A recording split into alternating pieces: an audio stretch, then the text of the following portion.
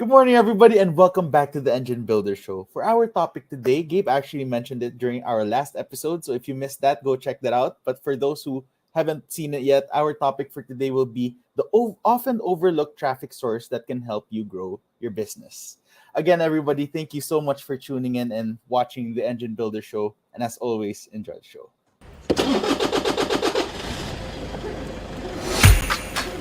Good morning, everybody. There was always a ton to learn.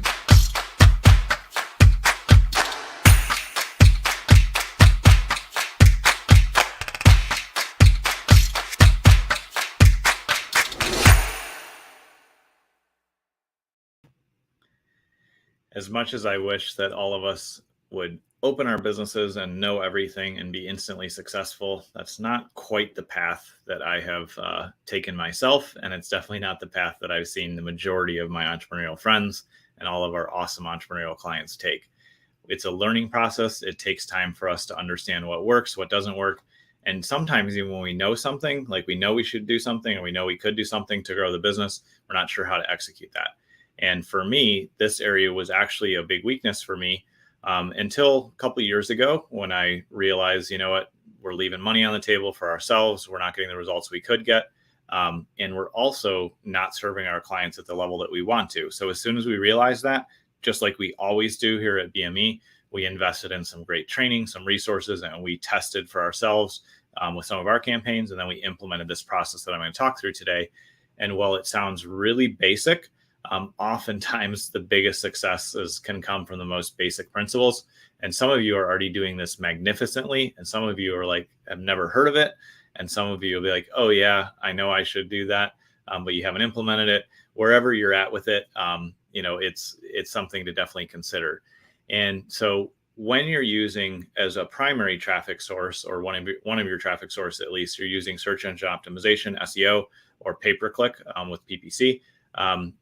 When you're driving leads that way, you're driving engagement, you're getting people to click through and see things, it's really easy. It was easy for me to overlook or forget, even when I knew of it at some level, but I just really hadn't engaged and invested in it.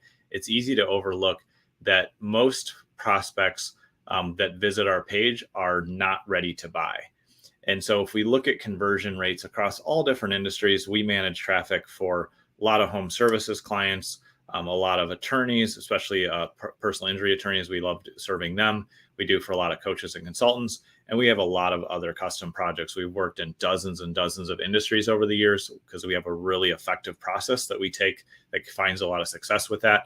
But when you're running traffic that way, it's great. But oftentimes people know they need to consider using that service or they're checking out your product, but they're not quite ready. And so like I was saying, across all these different industries, we've seen everywhere from like a 1.5% conversion rate to from people click through with SEO or pay-per-click up to maybe 4 or 5%. And sometimes with a lot of investment and work and effort, you can get conversion into 8 and 10% levels. And those are heavy investments and well worth it because you get higher conversion, but it takes a lot of time and testing and effort to get there.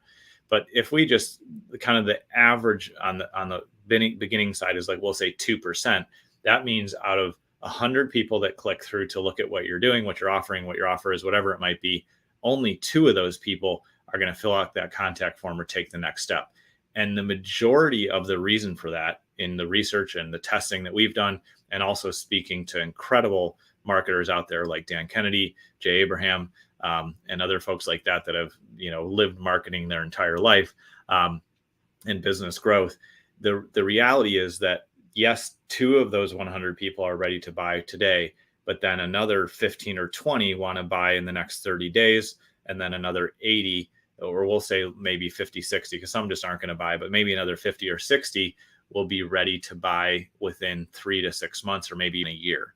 So if we're just expecting a prospect to take action the first time they visit our page, then the challenge is if we're not doing anything else except for driving that click to get them to click on the initial offer, the initial step, then we're missing out on a ton of revenue, ton of business, and we're losing branding opportunities. And so what we recommend and what we now implement for the majority of our clients based on the strategy of their campaign is offering a remarketing and branding campaign. That display campaign, that remarketing that shows up is what many of us experience, and it's just normal to us, but we don't always apply it to our own business or advertising, is if you visit a site and you're checking something out, then you'll start to see their ads on other sites you visit. You'll start to see their ads in Facebook, on Instagram. You may even, depending on their sophistication and what initial step you take, you potentially could get like direct mail or other targeting from them. But often just from a digital standpoint, it's really effective to have a low cost, because remarketing is not high cost, campaign that will follow that person around for whatever length you feel is appropriate based on your sales cycle or kind of past data that you've seen with your sales and marketing. And so when we launch that remarketing campaign and somebody clicks through, the 2 people took action and engaged, but the other, 98 people will see your marketing advertising. And as their pain or challenge grows, they'll keep seeing your name, they'll keep, thinking of you, and then they'll be able to click through on remarketing or search for you again. Or, if they're just not ready to buy yet, you'll still be top of mind for when something changes in their situation and they're ready to take action. And so remarketing captures lost traffic. It keeps your brand in front of the people that you can't serve today because they're not ready, but they're going to be ready in the future. And it's something that is generally fairly low cost compared to your high intent search traffic and other channels, but it allows you to continue to stay in front of that person and incrementally build your relationship with them by showing up with useful information, unique ads, entertaining things that are going to keep you top of mind. What we've seen, and again, this ranges by industry, but you may get a 1 to 5% click-through rate on that remarketing. Oftentimes, if you can actually find great ROI when you're only getting a 0.5% click-through on remarketing, because you've already started the process and they're going to see that ad multiple times, and when they're ready, they're going to click. So it's more about getting brand impressions in front of your prospect than it is worrying about that direct click, because we use other campaigns and other strategies for that.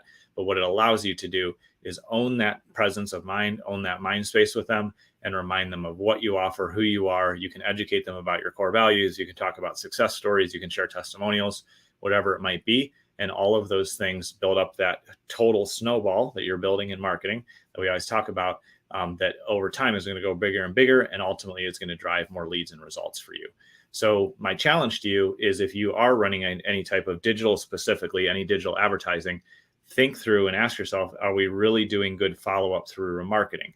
Because we don't want to lose the people that clicked through. So how do we keep our brand in front of them for the appropriate time, so they keep seeing it, keep hearing from us in that format? So for the rest of those people, the other 98, of the 2 buy, or they click, or they take the next step. For the other 98, how do we keep encouraging them to come back and engage with us? That is how you can ultimately build a really comprehensive and holistic marketing strategy and campaign that will surround your audience.